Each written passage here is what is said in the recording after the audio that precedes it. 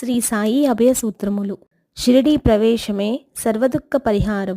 ఆర్తులనైననేమి నిరుపేదలనైననేమి ద్వారకామాయి ప్రవేశం మునరించునంతనే సుఖ సంపదలు అందగలరు. ఈ భౌతిక దేహానంతర సహితము నేనప్రమత్తుడనే. నా భక్తుల రక్షణ నా సమాధి నుండియే వెలువడును. నా సమాధి నుండియే నేను సర్వకార్యములు నిర్వహిత్తును.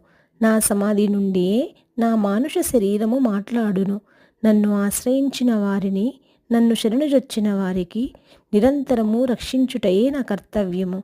నా యందు ఎవరికి దృష్టి కలదో వారి యందు నా కటాక్షము కలదు. మీ భారములను నాపై పడవేయుడు, నేను మోసెదను. నా సహాయమును కాని సలహాలను కాని కోరిన తక్షణమే మొసంగిదను. నా భక్తుల గృహముల యందు లేదు అను మాట వినపడరాదు. ఓం శాంతి శాంతి శాంతి అంటూ సాయిబాబా మనకి ఎన్నో ధైర్యమైన